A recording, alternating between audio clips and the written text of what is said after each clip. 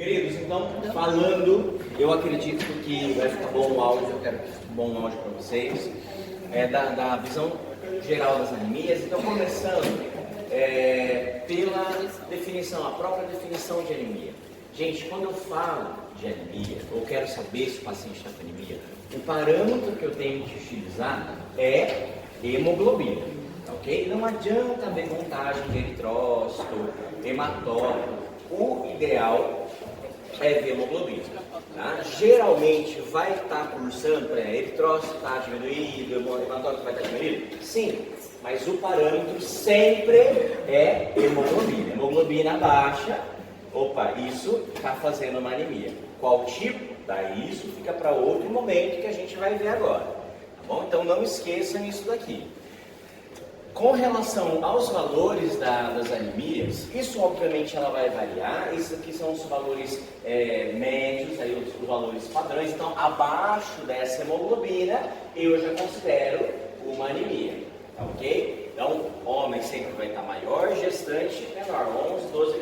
Vocês sabem que eu não gosto de ficar colocando valores para que vocês decorem numa prova. Não acho isso funcional também. Só que essa média mais ou menos de 11, 12, 13, isso é interessante que vocês saibam, tá ok? Então, abaixo disso, por exemplo, se aparece lá na prova, o paciente hemoglobina 9, independente se é grávida, mulher ou gente, é anemia, tá bom? Então, com relação a um dado extremamente importante, que é o que mais importa, é as manifestações clínicas quando o paciente faz uma anemia, que seria a síndrome anêmica, né? A síndrome anêmica, gente, ela vai ter dispneia, cefaleia, a gente falou várias vezes isso durante as aulas, né? Tontura, vertigem, palpitação. É lógico, o paciente vai fazer uma taquicardia para compensar, né, essa carência. Da astenia, diminuição do rendimento físico e intelectual. No caso clínico lá que vocês fizeram, pouquíssimos fizeram, mas mostrava que a paciente apresentava um déficit cognitivo, né? E isso estava relacionado, muitos infelizmente colocaram doença de Alzheimer, né? Não tinha nada a ver, era uma anemia, né? Batendo o olho na hemoglobina, vendo que ela tinha, né, um ataque cardíaco, tinha diminuição, né, alteração de humor, diminuição do rendimento. Então, lógico, isso já começa a pensar numa anemia, tá bom? Essa síndrome anêmica está intimamente relacionado com o valor da hemoglobina. Não está relacionado diretamente com o tipo de anemia, podendo ser hipo ou hiperproliferativa, tá ok? Então, lembrem-se sempre, o paciente vai fazer palidez cutânea, taquicardia, tá ok? Outra coisa muito interessante, letargia, algumas arritmias, e elas podem ser exacerbadas com a própria anemia, tá bom? Lembrem desses dados básicos, formem um paciente na cabeça de vocês. Então, lembra alguém que você conheceu que tinha anemia, o que esse paciente tinha, o que esse conhecido seu tinha, tá? Isso fica mais fácil para vocês montarem um quadro clínico, uma história. Com relação às classificações, gente, por que eu tenho anemia? Ou está faltando produção, a produção de eritrócito está baixa, na verdade aqui é a produção de hemoglobina propriamente dita, ou está tendo muita destruição de hemácia. Se porventura eu falo de uma falta de produção, o problema é nível de medula. Se é em nível de medula, geralmente, né, a gente vai classificá-la em anemias hipoproliferativas, porque a medula não está funcionando direito. Se porventura eu tenho um excesso de destruição de hemácia, não é problema, não é da medula, não é extramedular. Se a medula está funcionando direito, é uma hiperproliferativa, tá ok? E perdas, as perdas eu me refiro à hemorragia. Então, se a pessoa perde muito sangue, ela também cursa com anemia? É lógico que cursa, tá ok? Essa perda aqui, a gente vai diferenciá-la. Se eu falo de uma perda aguda, eu faço uma anemia hiperproliferativa. Se eu falo de uma perda crônica, hipoproliferativa. A gente vai falar da anemia ferropênica, e lembra que a anemia ferropênica a gente vê muito em mulheres que têm um ciclo menstrual desregulado, onde tem alguma hemorragia, e isso é crônico. Não é, por exemplo, o Michael foi e perdeu a perna. Marco foi pegar a perna, o corpo dele vai tentar recuperar isso daí, por isso que é hiperproliferativo. Agora, o Michael está menstruado, faz 3 meses não para, tá? Então, é uma crônica, a hiperproliferativa, ok? Hiperproliferativa, tá? Porque o corpo dele está tentando recuperar. Tá? Então, agora, se é uma perda crônica de sangue, daí a gente classifica como hipoproliferativa, porque os estoques de ferro vão embora também. Aí por isso que geralmente o paciente faz uma ferropênia. E algo extremamente importante, José Lito, é extremamente importante isso, contagem de reticulócitos. Eu pedi o hemograma do paciente, tá? No hemograma não vem contagem de reticulócitos. E para que eu preciso? Os reticulócitos, queridos, eles são um medidor ou um parâmetro para avaliar a função medular. Se essa medula está funcionando ou não. Então, primeiro passo, eu vou pedir o hemograma, ok? Beleza, aqui está a hemoglobina. Aí seria a mesma coisa. Pedir hemograma. No hemograma, o que eu vou ver? A hemoglobina. Hemoglobina está baixa, beleza, o paciente está fazendo uma anemia. De qual tipo? Não tenho nem ideia. E eu tenho que classificá-la de acordo com o aspecto fisiopatológico e morfológico. Se eu falo do aspecto fisiopatológico, tá?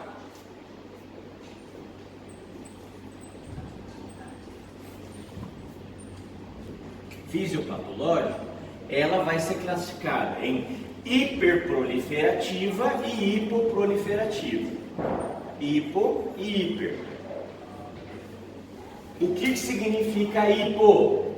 Medula não está funcionando direito. Então, falha medular. Hiper, a medula está funcionando. Tá? E o meu parâmetro para avaliar a função medular é contagem de reticulócitos. Então, aqui medula normal. Tá, ok? Medula normal. Para eu saber se ela é hipo ou hiper, eu vou pedir os reticulócitos. Só que contagem de reticulócito não tem no hemograma, então eu tenho que pedir a parte. Pedir esses reticulócitos, eu vou utilizar 2% como medida de corte, medida de referência.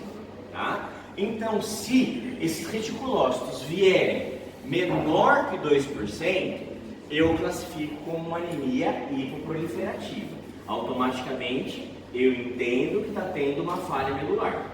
Se porventura vier um valor superior ou igual a 2%, eu tenho uma medula normal. Então, provavelmente, essas hemácias elas estão morrendo na periferia, ela está sendo destruída em excesso, tá certo? Então, esse parâmetro, queridos, tem que estar muito claro na cabeça de vocês, tá bom? Lembrando que reticulócito é o meu avaliador de função medular. Tenho que pedir a parte.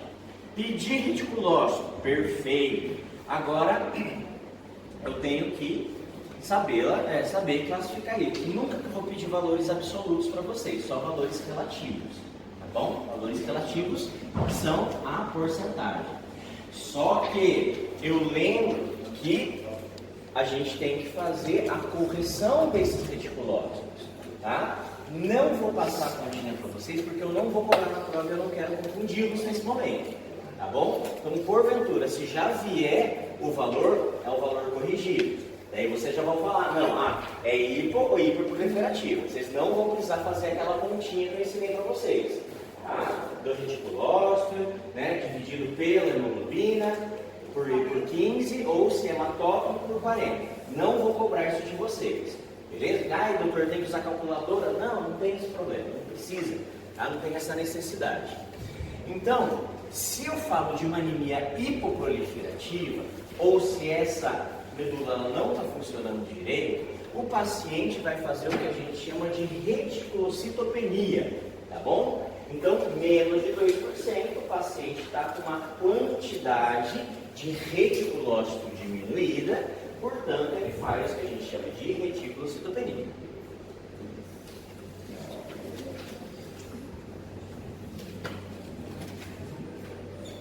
Bom, e as causas mais comuns, queridos, sem dúvida nenhuma, são as nossas anemias carenciais.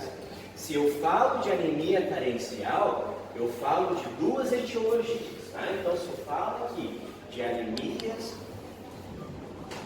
carenciais, ou essa anemia vai ser ferropênica. Doutor, está errado falar ferropriva? Não, está certo também. Ou anemia megaloblástica. Se porventura essa anemia é ferropênica, a minha carência, obviamente, é de ferro, né? Agora, se porventura essa anemia é megaloblástica, a minha carência pode ser ou por cianocobalamina, que é conhecida como vitamina B12, tá? Ou vitamina B9, que é o ácido fólico. Então, cobalamina e ácido fólico. Pode chamar de folato também, professor? Pode. Ok? Então, essas sem dúvida são as principais causas de anemias hipoproliferativas, as anemias carenciais. Em geral, a falta de estímulo, principalmente a falta da eritropoetina, lembrando que eritropoetina é aquele hormônio que estimula a medula a produzir eritrócito. Se está reduzida, aí eu tenho que pensar também numa anemia carencial, porque tudo que estiver relacionado à falha medular, eu me refiro a uma hipoproliferativa. Das doenças crônicas, aqui eu coloquei, não coloquei aqui, doenças crônicas também é hipoproliferativa. Doenças crônicas geralmente vão reduzir a quantidade de eritropoetina, a quantidade de receptores de eritropoetina. Então, isso tudo que estiver falando de falha medular, tá? É a hipoproliferativa. No caso, ao inverso agora, da hiperproliferativa, a gente fala de uma reticulocitose. Tá? E a reticulocitose, obviamente, é um aumento da quantidade de reticulócitos. Por que está acontecendo isso daí? Ou o paciente está tendo uma perda de sangue, uma hemorragia, ou está tendo uma destruição. Por anemia política, ou por malária, por alguma causa que está matando essas hemácias aí, tá bom? Então, a hemólise, que é o termo que a gente usa aqui, né, é a destruição prematura, a destruição da hemácia propriamente dita, tá bom? Outra classificação das anemias, essa classificação e esses valores vocês têm que saber de cabeça, isso não tem como, tá? Isso não tem como eu aliviar, porque é muito importante, que seria a classificação morfológica das anemias.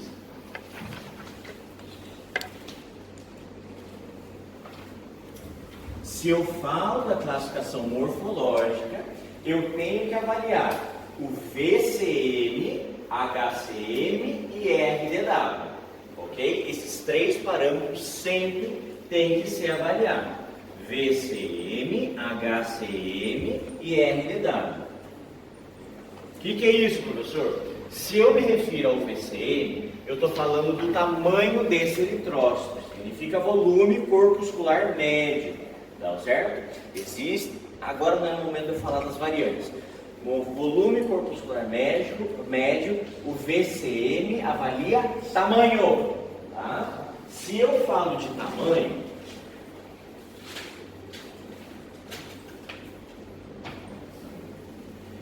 ela pode ser normocítica ou tem um valor normal, um tamanho normal, macrocítica se ela é grande ou microcítica se ela está pequena, tá?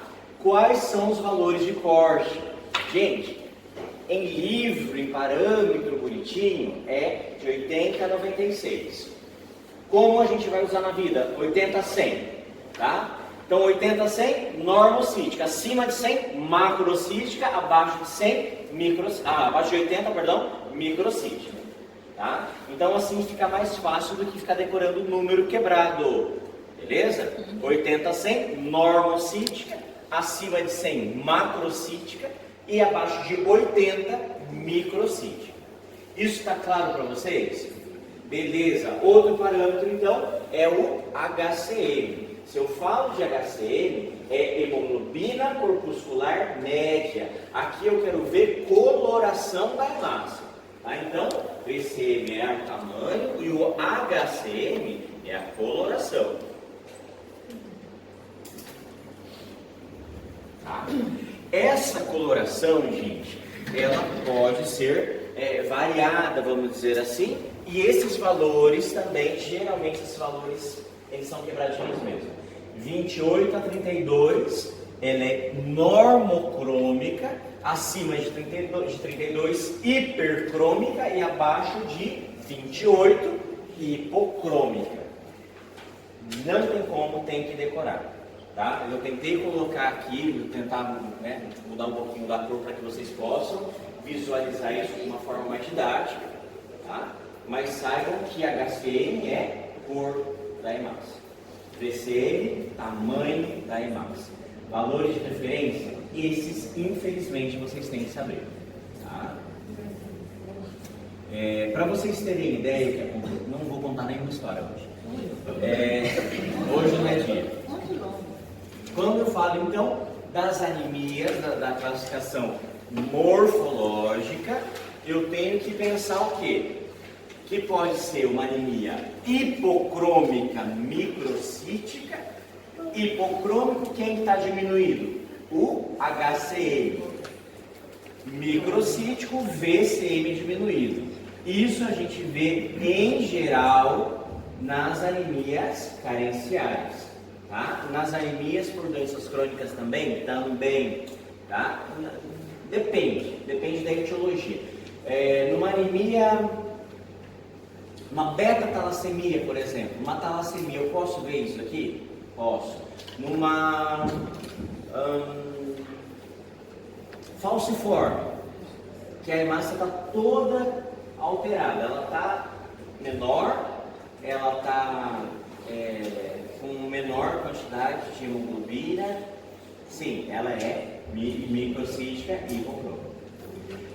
E eu deixei de falar aqui do RDW. Lembra que o RDW avalia o índice de anisocitose, variação do tamanho das hemácias. O professor não lembra disso, não tem problema. Tá? Professor, isso aí tudo é nas hipermoliferativas. Isso tudo é geral. Agora é a visão geral. Todas. Isso é a visão geral das anemias. Tá? Para eu classificá-la. Tá? Então a primeira classificação é fisiopatológica. Daí eu tenho que saber se essa anemia que deu no meu hemograma ela é hipo ou hipo. E eu tenho que no hemograma ver a avaliação morfológica dela também. Para saber se ela é microcítica, hipocrômica, normocítica, normocrômica. Isso é outro parâmetro que eu tenho que utilizar para classificar a minha anemia. Tá bom? E normocrônica macrocítica. Onde a gente vê isso daqui? Principalmente na anemia megaloblástica. Tá? Principalmente na anemia megaloblástica. É normal a gente ver isso daí. Aqui, normocrônica, normocítica. Onde que a gente vê? Por exemplo, na anemia de doença renal crônica. Tá certo? Então, existem essas variantes. Não vou cobrar isso de vocês. Eu quero que vocês saibam que existem essas diferenças. Existem essas diferenças. Ok? Bom, vamos começar com a nossa anemia ferropênica. Escreva a anemia ferropênica. Na anemia ferropênica, obviamente, a carência é de ferro. RDW, índice de anisocitose.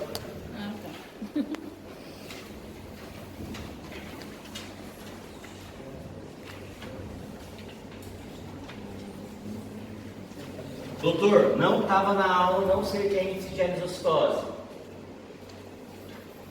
Né, Jean? Daí o que a gente faz? Como é que a gente classifica? Bom, se eu falo de índice de anisocitose, é a variação do tamanho dessas hemácias. Então, por exemplo, vou fazer aquele desenho clássico, né? Eu tenho várias hemácias de um mesmo tamanho. Ou eu tenho hemácias com tamanhos variáveis. Se porventura eu tenho uma homogeneidade do tamanho dessas hemácias, o índice de anisocitose dela é normal, ela não tem anisocitose, ela não tem variação do tamanho dela, tá? Agora, se essas hemácias apresentam uma variação de tamanho entre elas, ela está fazendo anisocitose. E o parâmetro laboratorial que eu utilizo para ver essa variação é o RDW, tá ok? Então, parâmetro aqui, né? 14%. Tem laboratório que fala de 12 a 15, é uma média de 14%, que é o normal, tá? Então, por exemplo, nesse contexto onde todas as minhas hemácias estão do mesmo tamanho, tão parecidíssimas, o meu RDW está normal. Agora, se eu tenho uma variação no tamanho dessas hemácias, tem uma menorzinha, outra maior, e não tem uma homogeneidade, mas sim uma heterogeneidade no tamanho dessas hemácias, o meu RDW vai estar aumentado, porque a minha anisocitose vai estar aumentada. Ele vai estar fazendo, na verdade, a anisocitose, que é a variação do tamanho. Tá? Entenderam isso? Sim. Tá? VCM, tamanho. O tamanho eu classifico em normocítica, macrocítica e microcítica. O HCM é a coloração normocrômica, hipercrômica e hipocrômica. E o RDW, que vai estar normal ou alta, tá certo? Se o paciente está com RDW alto, é porque automaticamente o meu VCM está alterado, tanto para microcítica quanto para macrocítica. E vocês entendem essa relação? Se está alterado o tamanho dela, é lógico que o RDW vai estar alterado também, tanto para mais quanto para menos. Beleza?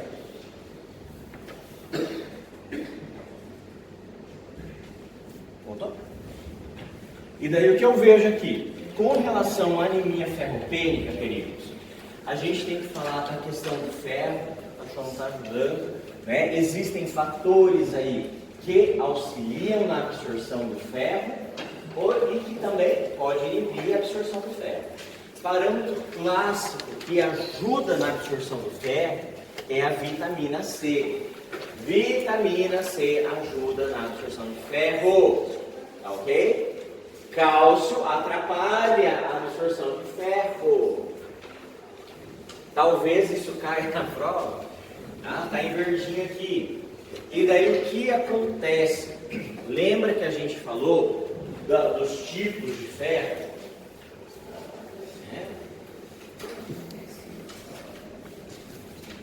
Quando eu falo de tipos de ferro, eu me refiro a ferro férrico e ferro ferroso. Se eu falo de ferro, eu falo do ferro com 3 mais, tá? Vamos falar assim. E o ferro ferroso é divalente, então ele vai ter 2 mais só. Por que eu tenho que saber isso daqui, professor? Para saber a fonte de ferro. O ferro férrico, ele é encontrado principalmente em vegetais, tá ok? E o ferro ferroso ele é encontrado em carnes, beleza? Daí eu tenho que saber outro conceito também, de onde que é absorvido o ferro. Gente, o ferro, ele é absorvido no duodeno, tá bom? No duodeno. Lembra lá no quarto semestre, onde a gente falou de giardíase, giardia duodenalis, que atrofia a região do duodeno e o paciente faz uma anemia ferropênica, porque não vai estar conseguindo absorver ferro. O ferro, ele é absorvido no duodeno na forma de ferro ferroso, tá? A forma de ferro ferroso. Então, se porventura eu faço a ingesta do espinafre, que é riquíssimo em ferro, e ele é um vegetal, portanto ele tem ferro férrico, eu preciso converter um ferro ferroso para que o meu enterócito possa fazer essa absorção, tá, ok? Então, a absorção será no duodeno. Quem colocar jejum, eu arrebento, tá? E aí, o que acontece? Quando eu falo de anemia ferropênica, eu não posso deixar de falar de epsidina. A epsidina, ela é uma proteína produzida pelo fígado e ela é responsável pelo controle da absorção do ferro, tá bom?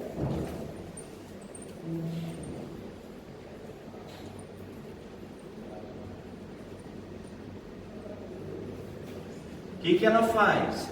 Ela impede a absorção de ferro quando o paciente está com uma quantidade de ferro sérico adequada e quando ele está com ferro sérico diminuído, tanto o ferro sérico quanto a ferritina, que é a forma de armazenamento, essa epsidina reduz a produção e favorece a absorção de ferro, né, pelo corpo. Entenderam isso? Então, se eu estou com uma anemia carencial, se eu estou com uma anemia ferropênica, a minha epsidina diminui. Se eu não estou num quadro de anemia, ela aumenta, tá bom? Vamos fazer uma analogia. Epsidina igual a padrão de vida.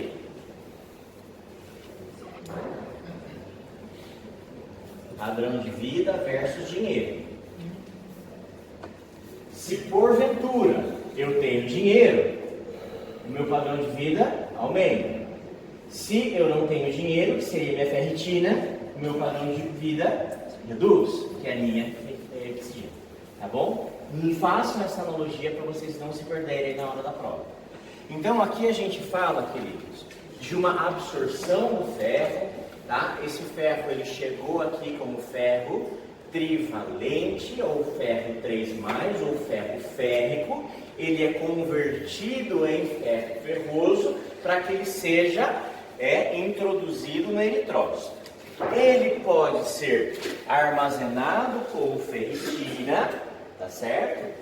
Ou quando, porventura, eu tenho a necessidade de liberar esse ferro ele vai sair por um receptor chamado de ferroportina, lembra de portão, tá? Esse ferro sai, sofre a ação da efaestina, que é uma enzima que converte o ferro ferroso em ferro férrico. Por que ele tem que virar trivalente de novo? Para poder se ligar à transferrina, que é o transportador de ferro no meu corpo. Tá? Então, o ferro ferroso, ele não se liga à minha transferrina. Ele tem que ser convertido em ferro férrico novamente, para que ele se ligue à transferrina. Tá bom? Quem faz a conversão inversa de ferro ferroso para ferro férrico é a efaestina. Tá bom? Para que possa se ligar à transferrina. Beleza? É um monte de transferrina, ferritina, ferroportina? Sim, mas isso vocês têm que saber. Vamos saber pelo menos o conceito de algumas coisas aqui. Se eu falo de transferrina, eu falo de transporte de ferro, tá? Se eu falo de ferroportina, lembra de portão, saída, receptor de saída, receptor, tá? Lembra do portão. Se eu falo de ferritina, eu falo de armazenamento.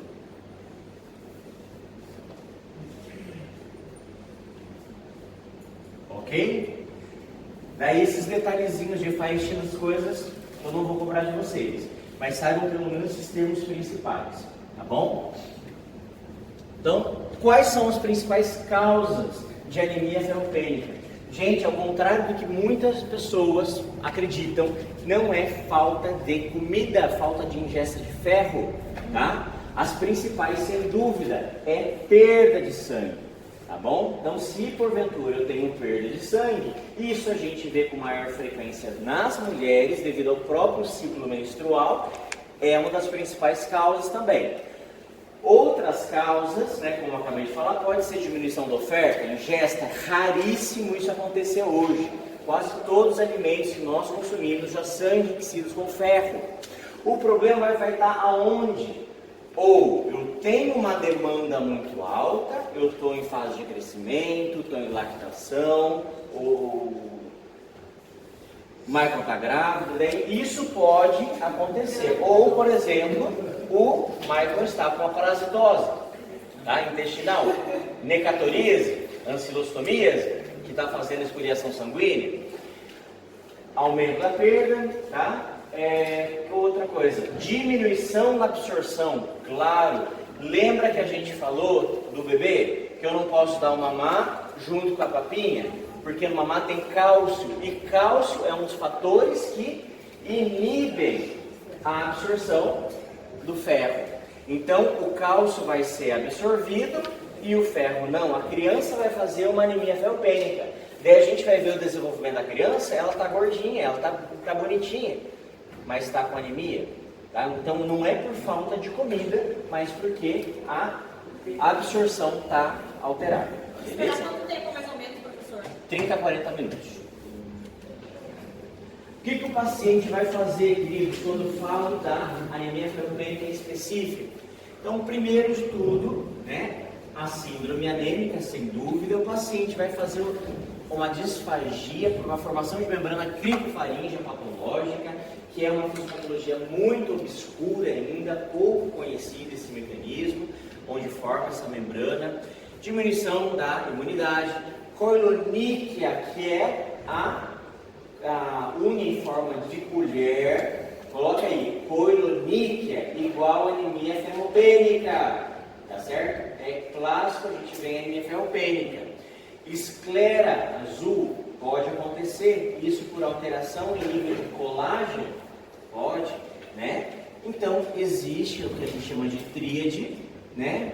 Ferropênica, onde o paciente ele cursa com alotriofagia, tá? Que tem sido tricofagia, mas a alotriofagia, né? Ou a própria pagofagia, que é a necessidade de comer gelo, tá? Ele busca tem muita vontade de comer gelo. A coiloníquia, que é a unha, e a esclera azulada. Isso é tríade, isso aqui vai cair na prova. A cor do coiloníquia, qual a palavra está na frente? É esclera azulada. Esclera azulada? Olha. Eu sabia que Pagofagia.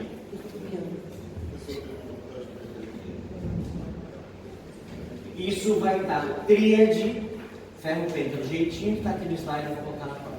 Aberto? Não, marcado. Aberto. Tem que decorar essas palavras, Então, é isso que né? eu tô pensando. Não, fica tranquilo. Essa aqui vai estar de fechado. Tá bom? Vai, gente, copia que não dá tempo. Nossa, a gente avançou pra caramba. Já avançou 15 slides. 80. Vamos lá, com relação a laboratório, gente, se vocês souberem, pelo menos, pegar uma cinética de ferro, ver que ferritina está baixa, tá? Que transferrina está alterada, está alta, eu já sei que o ferro não está legal, a anemia está cursando. Coloquem aí, diagnóstico de anemia ferropênica. Anota. Hemograma.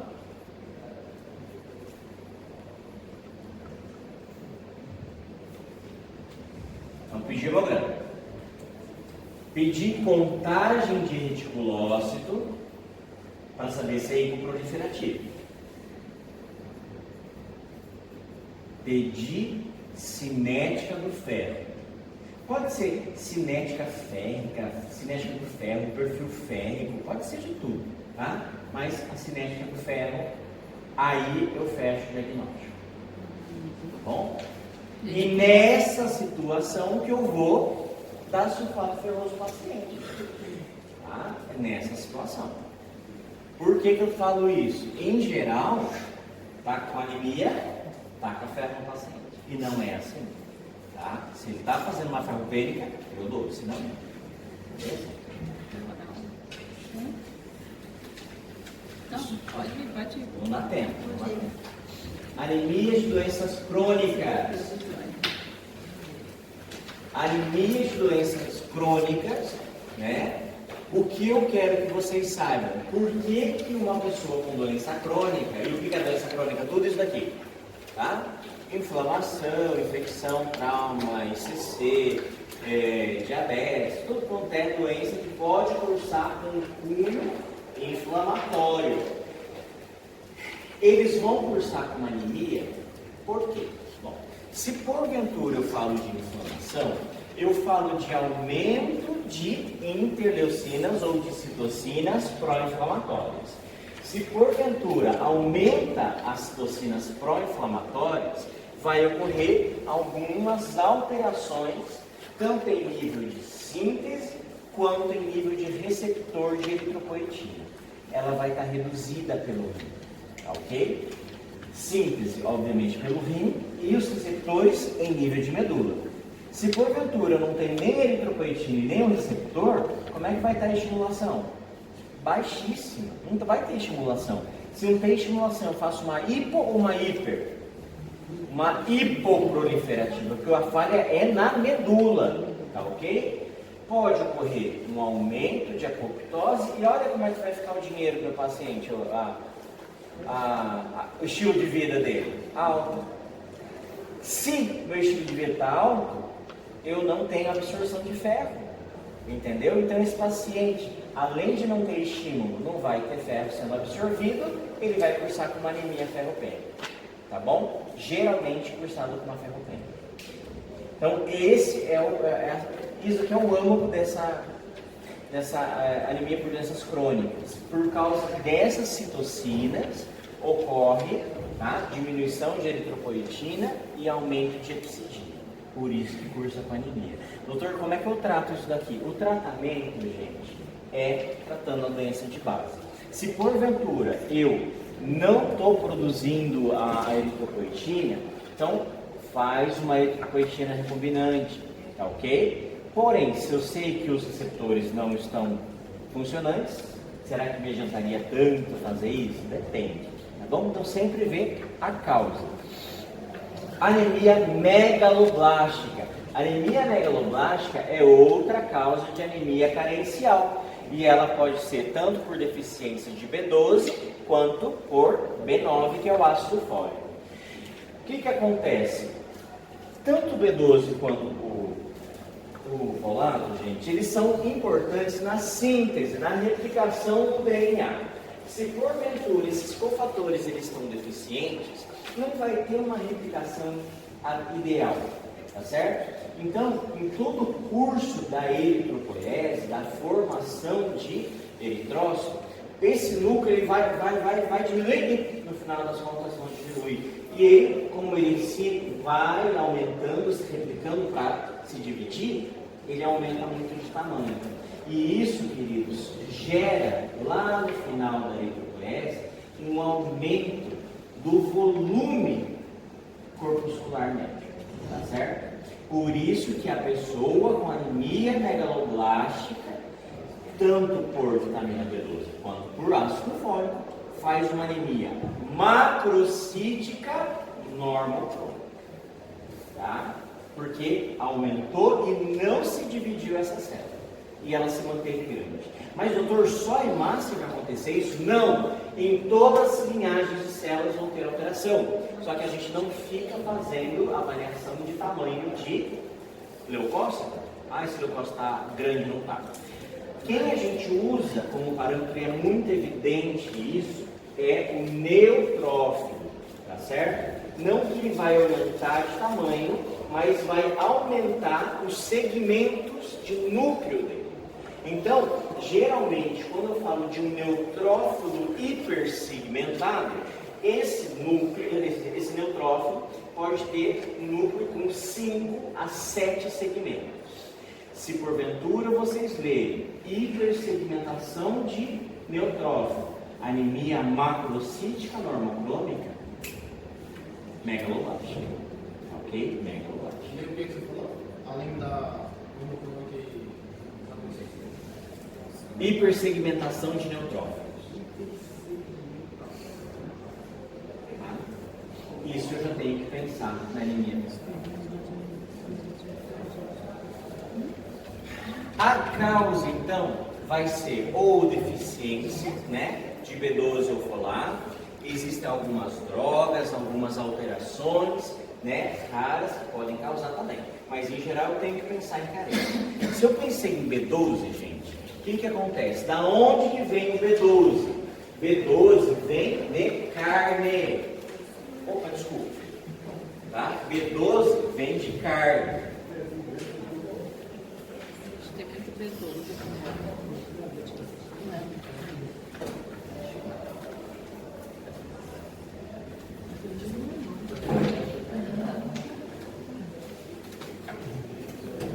Então, ó, cianocobalamina,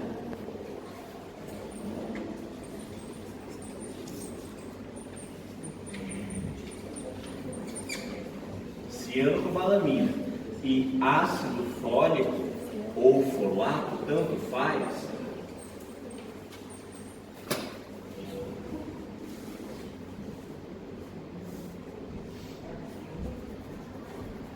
cianocobalamina eu vou encontrar em carne. Gente, se eu falo que eu encontro em carne, o paciente de risco aqui é um paciente vegetariano que não faz suplementação, tá? Ácido fólico eu encontro em vegetais.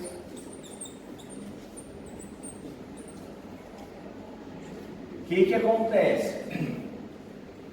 Vocês preferem comer picanha ou espinafre? Picanha. Então, a maioria das anemias megaloblásticas no paciente não vegetariano, ou é por não absorção ou por carência de ácido fólico. Tá ok? Porque a gente tem uma alimentação, né? Eu passei a ter essa alimentação por influência da Patrícia e do Eduardo, tá? Carnívora que a gente tem. Culpa de vocês. Tá embaixo, hein? Tá embaixo, né? Faz tempo. Então tá bom. Gente, tem mais um problema aqui. Tanto a cianocobalamina e B9, elas participam, tá? Vamos dizer assim. Ficou errado, mas dá para entender. Eu tenho o que eu chamo de homocisteína e metionina.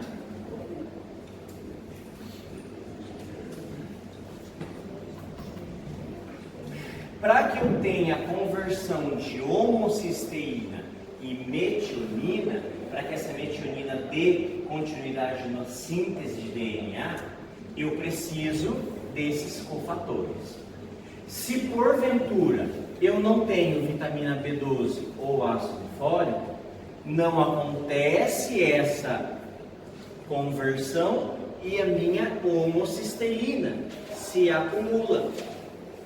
Então, se porventura dosei ácido fólico, dosei vitamina B12 e fiquei com dúvida ainda, eu mato a charada dosando homocisteína sérica. Se ela tiver aumentada, é porque os meus cofatores não estão funcionando ou estão carentes, tá certo? E a partir da homocisteína sérica, eu fecho o diagnóstico de anemia megalobástica, ok? Aumento da homocisteína sérica.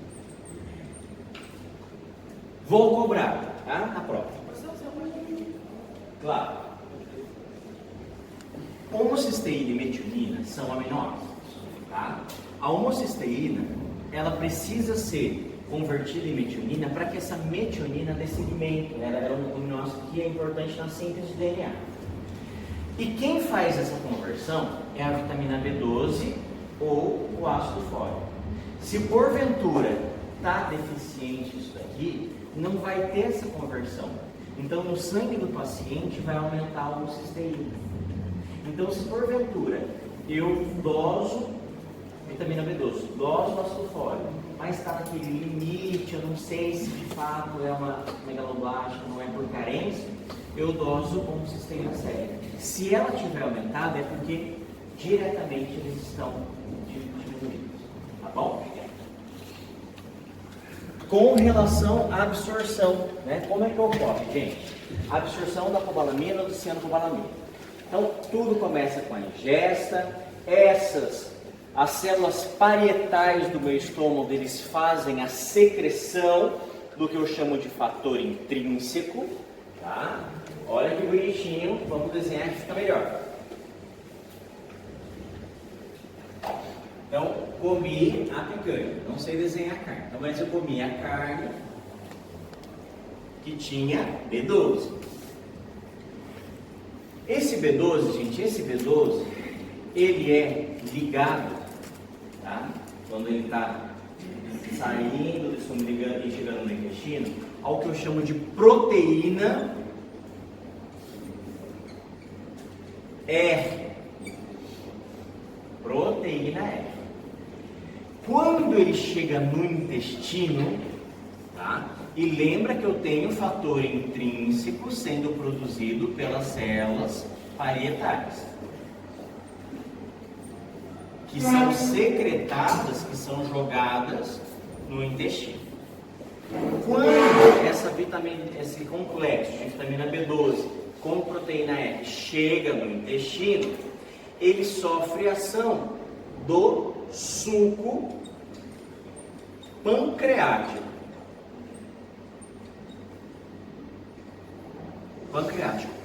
O suco pancreático é a amante da história. Ele faz com que o casamento da B12 com proteína R se rompa, tá ok? Daí o que acontece? Sofreu a ação do suco pancreático, né? Vou colocar aqui, suco pancreático.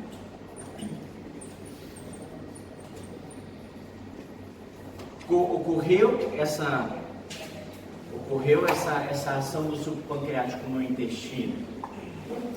Rompe-se então essa união, a minha vitamina B12 ela fica solteira, vai para o Tinder e conhece o fator intrínseco. Foi para o Tinder e conheceu o fator intrínseco. Quando ele conheceu o fator intrínseco, se apaixonam, e daí quando ele chega no íleo, ele é absorvido. Então a vitamina B12 ela é absorvida lá no íleo e o meu fator intrínseco é jogado de lado. Tchau. Ela só utilizou ele para que pudesse chegar lá no íleo e fosse absorvido. Tá bom? Então, ó, fiz a ingesta da vitamina B12. Essa vitamina B12 conheceu a proteína R e se casaram. Quando elas foram passar a lua de mel no intestino, sofreram ação, né, do suco pancreático que terminou o casamento dos dois. Vitamina B12 ficou solteira, foi para o Tinder, conheceu o fator intrínseco. Conheceu o fator intrínseco, se casou com ele, foi lá para o ilho, fator vitamina B12 é absorvido. Fator intrínseco é jogado para as traças. Tá? É exatamente isso que acontece. Então, o que acontece quando eu falo de causas de anemia megaloblástica? A gente tem a causa autoimune ou simplesmente por deficiência de fator intrínseco. Sem fator intrínseco não ocorre a absorção no ilho, tá ok?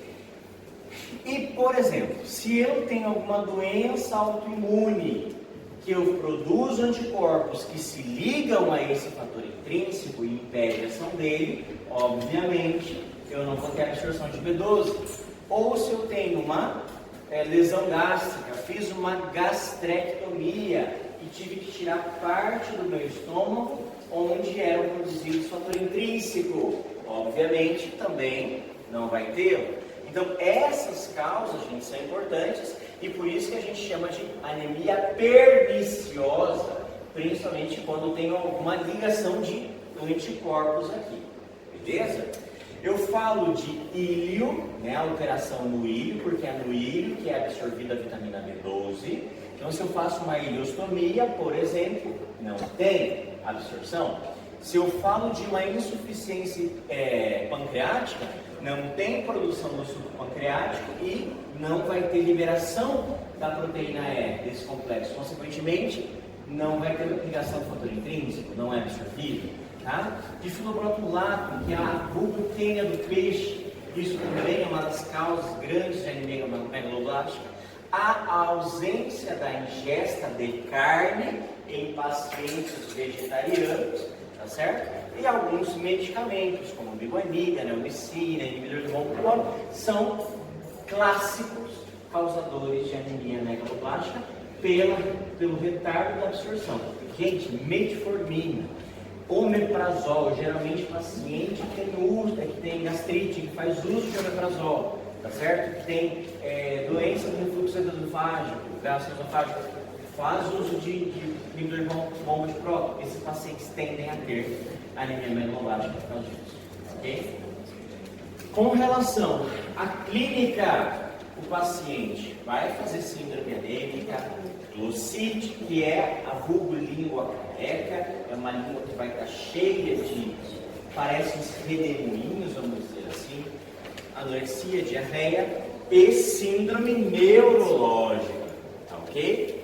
Que seria uma parestesia de membros periféricos, mão, pé, pode ter uma redução da sensação vibratória e o paciente pode até mesmo cursar com demência a longo prazo, tá bom? Mas lembre-se, se eu tenho uma alteração, uma síndrome anêmica e tenho uma alteração neurológica com parestesia, eu já tenho que pensar em anemia megaloblástica, tá bom? Com relação ao laboratório, o que eu quero que vocês prestem muita atenção é que vai ter uma macrocitose, aumento do VCM, tá? Anisopoirocitose, que seria o aumento e a alteração da forma das hemácias, hipersegmentação nuclear, tá? De neutrófilos, redução de plaquetas, esses meus megacariócitos vão estar mal formados também, e reticulocitopenia, por se tratar de uma anemia carencial hipoproliferativa. O padrão ouro a gente utiliza aqui, principalmente a homocisteína sérica, idosa cianocobalamina sérica e folato sérico, ok? Na anemia por ácido fólico, gente, é bem parecido, só que a causa não vai ser tanto um problema na absorção, mas na própria ingesta, visto que a maioria das pessoas preferem comer carne do que vegetal, ok? Existem algumas drogas aí, como a fenitoína, sulfo, metrexato, que também são responsáveis por isso.